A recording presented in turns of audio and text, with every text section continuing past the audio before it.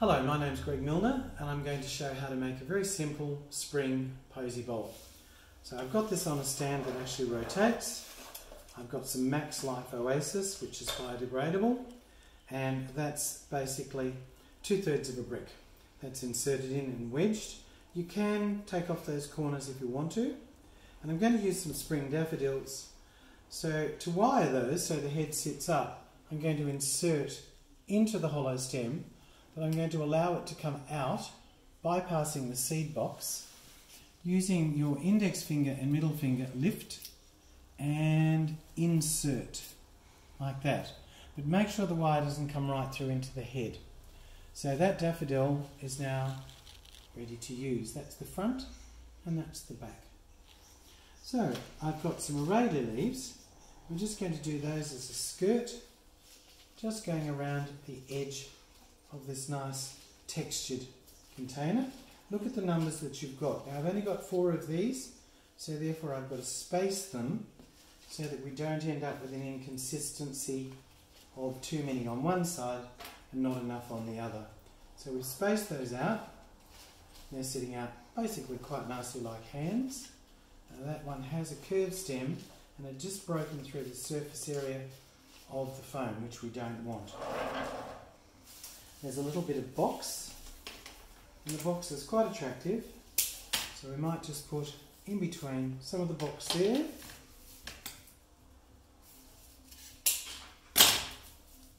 some of the box here, so just working it around in a fairly even distribution.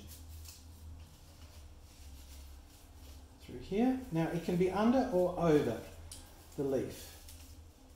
And your Aurelia leaves are really hardy, and so is the box. They're going to last for ages.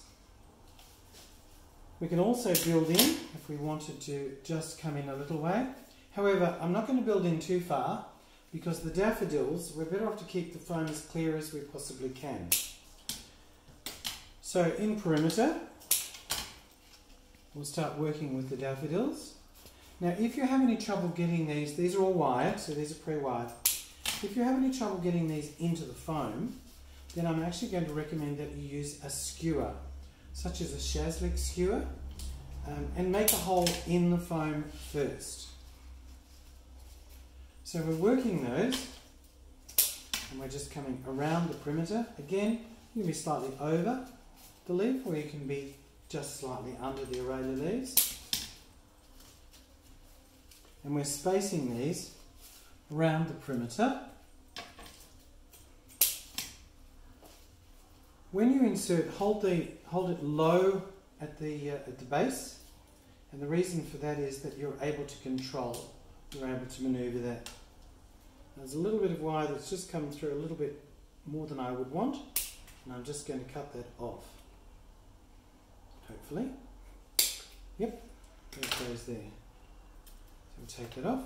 So that's a surround.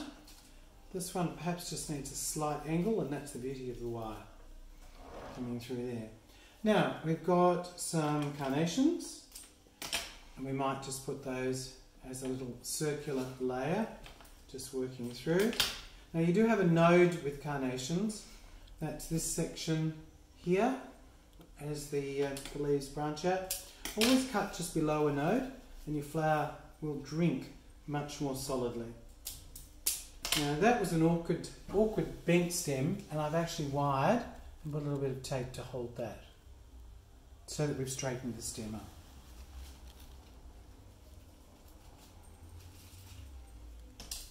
So we just continue working around. We go there.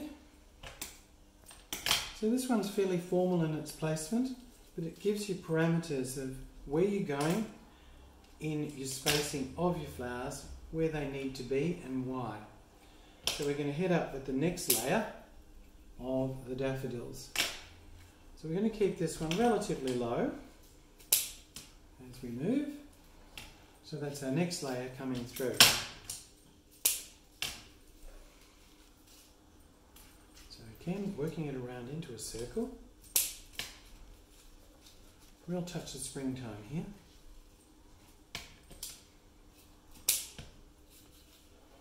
just starting to come up just a little bit higher. Just building it up a little bit more. And we're going to come up towards the centre. So it's going to be our centre there. So, this is a little bit of a cubra. This one here, it's quite lovely. I'm just going to feed that in. And feed that foliage through between the daffodils. Now the yellow of the cubra really offsets really quite nicely with regard to the spring daffodils.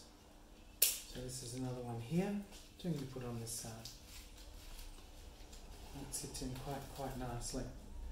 Now we've got a few little jonquils, and the jonquils, the heads are always a little bit difficult. They're just going to sit in little different directions, but they'll flow. So we can just let those come down in between, and of course, again, this is this lovely spring look coming through. These can have a wire support if you find that they're a little more difficult to use.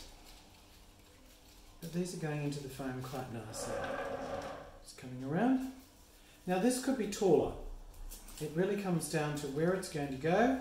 It's in proportion to the container because of the size here towards the base. So it's really up to you as to the height and where this is actually going to be placed. So there's some of the jonquils coming through. I'll angle that down just a little bit more.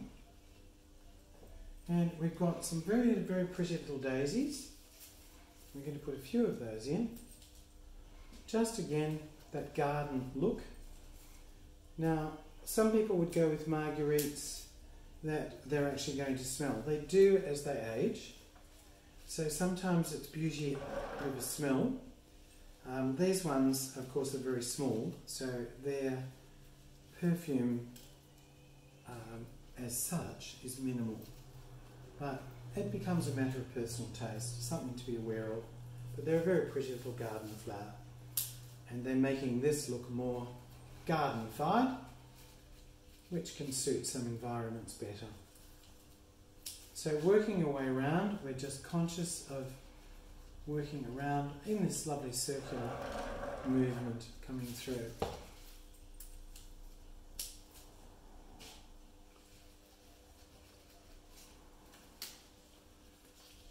Just going to roll that leaf a little bit. Now I've got a few carnations here, and because we've got them around the perimeter, we're just looking to keep those just coming through. And then finally, I'm going to put a little bit of diosmine, again because it's such a garden type of flower.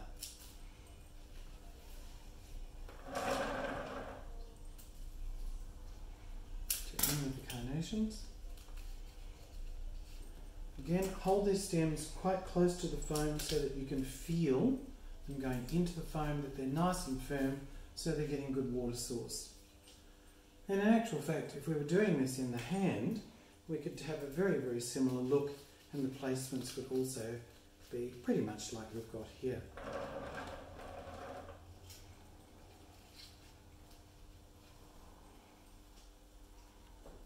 put all of these in. So we're nearly finished, and we just need to just check around. Just have a look through, looking pretty good. So we said we could go higher up. Now I did mention the diosma, it's a pretty little thing, and what it's going to do is just break the perimeter. Now it does have a touch of mauve. Your mauves to your yellows are fine because it's actually a colour harmony, puts us into a near complement. But you can just bring that through into little spikes. Again, if I spike up on this side, we're going to spike up on the other side. Now some of you will like that look, some of you have preferred it to be the perimeter more severe. That just comes down to personal taste because the placement is still quite correct. But what it's doing is lightening up, as you can see. It's a pretty flower. However, if you're a hay fever sufferer, I'm going to say don't use it because it can set people off. If you don't suffer with hay fever, go for it. And of course spring, all of these things are just lovely into that early spring, and if it's late winter, still usually available, it's still just tears you up a bit. Alright, so we'll just clean that away a little bit. Take it off the base. We'd spray that with a little bit of water. I just got that just coming through, freshen it all up. These flowers do take moisture through their heads, and if I face that so that you can see that way and turn it, just as we turn, coming through, there's your arrangement. So that's a round arrangement. So I hope you enjoyed watching that.